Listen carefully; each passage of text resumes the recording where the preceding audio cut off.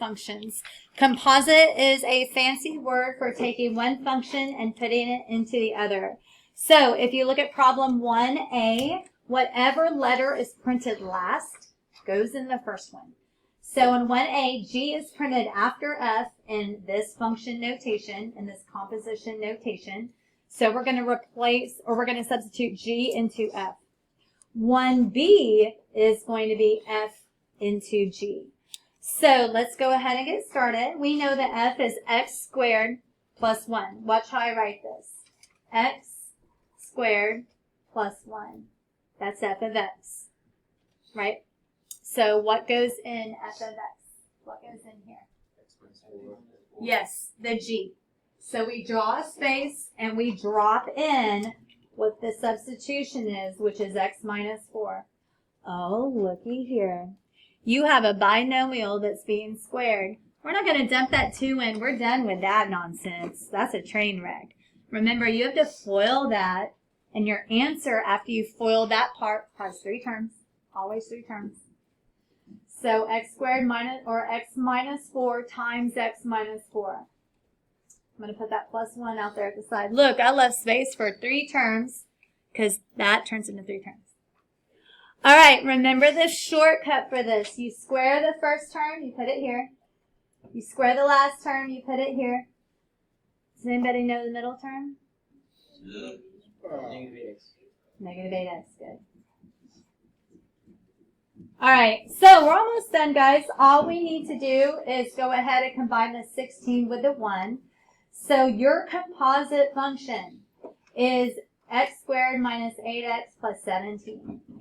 Is x minus 4. Look how I wrote it. That's x minus 4. What goes in here? X squared plus 1. Yes, yes, yes. So whatever the x is, we put the other one in there in its place. Look, guys, see how this x squared is on the inside of those parentheses? I don't really have to do anything with that x squared. But I have to do something with a negative 1, or I'm sorry, the positive 1 and the negative 4. So the composite function for 1b is x squared minus 3. So first composite function, second composite function. And then on part C, we finally have an input. So if you notice, all of these have been left in terms of x. But on C, we finally have an input, and mine is a mistake. It should say 2 right there. So we're going to have an input of 2 into the function g of f. So we're going to be using this one right here. Oops, that's off the screen, isn't it? So we're going to use this one. We're going to have an input of 2. So it's going to be 2 squared minus 3. Guys, what is that output? 4 minus 3, that's right. What's that? Yeah, just a 1, guys. That's it. G into F. Oh, but look at F. F is a fraction. What can you not have in the denominator? 0. Just 0. Keep that in your head once we do this composition. So, F is 1 over x plus 1. All right, I drew the space for the x. We're going to drop in 5 minus x squared. All right, and then guys, make sure you understand what's going on. Look at what's going on in parentheses. That x is being squared. It's on the inside. That exponent's on the inside, so I don't really do any weird foiling or anything like that. And truly, the parentheses just show where I substituted it in. So your composition function is going to be 1 over negative x squared plus 6. Almost. What can you not have in the denominator? 0. So let's figure out if there's a number that would give us 0. So let's write negative x squared plus 6 cannot equal 0. All right, look, y'all, I don't solve negative variables. So I'm not moving the 6. I'm moving the negative x. So I'm going to move that over there. The sign is going to change. 6 cannot equal x squared. It's over there and it's positive, but x is not by itself. How do you get x by itself? Oh, we're going to draw a square root symbol. What else are you going to draw? plus or minus. You're going to have two restrictions here. So we're going to draw the plus minus.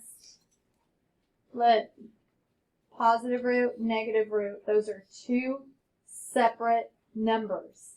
You have two exclusions. You're going to have three pieces in your domain. Watch how I write this domain. It's going to be negative infinity all the way up to the negative root. So write negative root 6. Draw your U. Then we're going to cover from the negative root to the positive root. Draw your U. And then it's going to be from the positive root to infinity. Then we're done. So that's how you block out B. You have a root. Let's see what happens when we deal with this root of x minus 3. So that's going to get dumped into the letter F. So it's going to be x squared minus 2. So we're going to drop in that square root of x minus 3. Oh, what happens to that square root?